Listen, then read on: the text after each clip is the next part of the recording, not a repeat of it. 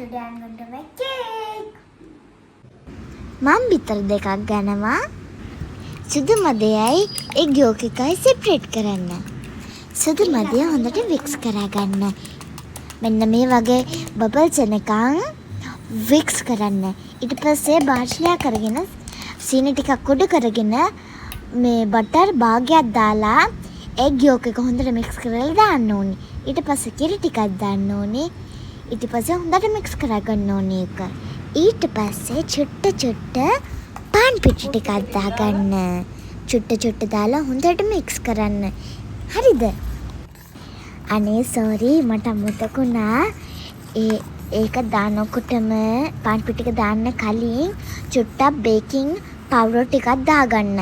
ඊට පස්සේ තමයි පාන් පිටි ටික දාන්නේ. මුලින් මොකද කිව්වේ? Baking powder. ඊට පස්සේ තමයි මොකද්ද? පාන් පිටි. හරිද? ඔන්න මේ වගේ ඔක්කොම මික්ස් කරගන්න. මේ වීඩියෝ එක බලනකොට මට කමෙන්ට් කරන්න කවුද මේ කේක් එකේ බැටර් එක කන්නේ? හාද? මං නම් කනවා. මගේ අම්මි කියනවා බැටර් එක කන්න එපා බඩ සිදෙයි කියලා. එනාට මං හොරෙන් කනවා. දැන් වයිට් එග් එකේ තියෙන බබලින් ටික විතරක් දාන්න. හරිද? දාලා හොඳට මික්ස් කරගන්න. හොඳට. හරි. ඕගොල්ලෝ කේක් එක හදන භාජනය අරගෙන බටර් හොඳට දාන්න. ඊට පස්සේ මං වගේ පාන් පිටි ටිකක් දාන්න. හැමතැනම බටර් දාන්න තියෙන තැන. ඊට පස්සේ ඕගොල්ලෝගේ කේක් බටර් එක දාන්න එකට. මං චුට්ටක් කලරින් ටිකක් දැම්මා. හරිද?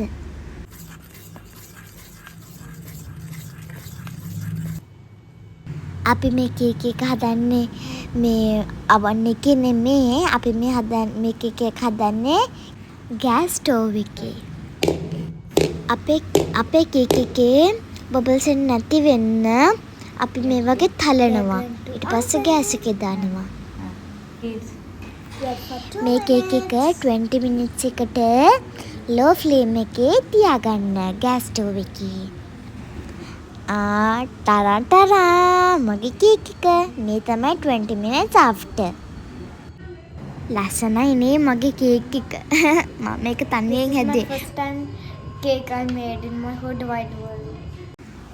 ඇත්තටම මගේ මම්මා මගේ සයිඩ් එකේ ඉඳලා මට කියලා දුන්නා කොහොමද හදන්නේ. ඉතින් මේ වෙලාවටත් මං මගේ මම්මාට ගොඩාක් තෑන්ක්ස් කරනවා. මට මේ වගේ කියලා දෙනවට. ඉතින් මේක තමයි මගේ කේක් එක. හරි රසයි මේක butter cake.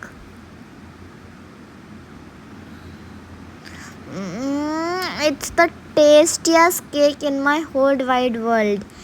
It's like I can't explain you. It's the best cake in my life that I ate ever my life. Actually, it's very tasty.